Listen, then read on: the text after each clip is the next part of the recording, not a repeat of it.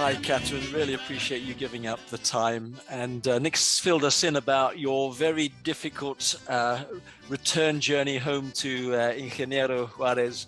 But speaking specifically about your role as a coordinator of the Amare Women's Ministry in Formosa province, what are the main challenges that you're facing in the next 18 months as you transition out?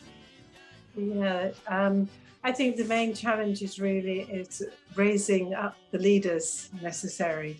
As you'll realise, we've grown hugely. It's been very much an organic organisation, but we need to get in place all that's necessary for it to continue to work well, put oil on the wheels. We are fairly organised, we thank God for that. And but the whole area of finding leaders, somebody take my role. I'll be stepping down in, God willing, in July, when we have our next assembly. And I'll be stepping down at that point. And we've got in the wings, we're organising for a team ministry to take my place, as it were. And this will be women from Uruguay, Bolivia, Argentina, Peru, Northern Argentina. Could you give us an idea just of the kind of breadth of work that Amare is doing, the sort of things that ministry activities that you're involved in? Our strapline is love in action.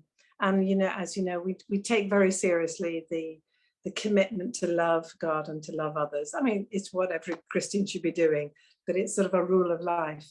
And so the range of activities depends very much on our situation and where we are. The largest membership is in the rural Northern Argentina area, in the Chaco area. And often their activities will be gathering together, ministering to others, particularly the sick. They'll go and find those who need prayer, minister to them,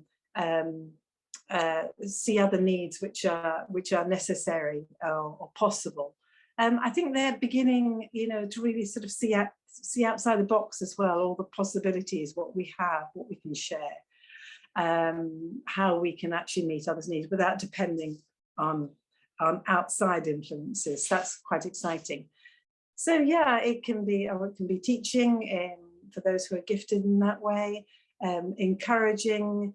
That's in the Northern Argentina. Then in other areas, for example, down in Buenos Aires, you've got a very different group and groups of Amare who will perhaps meet their own needs, psychological and physical, as they meet together or they study the Bible together, but then they'll perhaps reach out to people who are more in need than themselves, a fair amount of poverty. They've been doing helping a school with certain people who are families who are living on the poverty line, or also in things like trying to help them to different recipes to see what nutritious food they can use without using meat. Obviously, in Argentina, everybody wants to eat meat, but we have such a difficult time at the moment. Money just does not stretch. Economically, we're in a really bad place. So it just varies totally as to what the needs.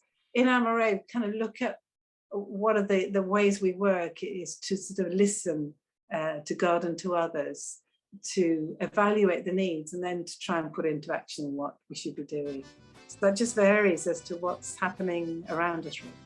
Quite a lot of work with drug addicts, young people. Here in Juarez, the witchy women tend to work very closely with young people, and they do campaigns and they pray and they reach out to them, which is quite exciting.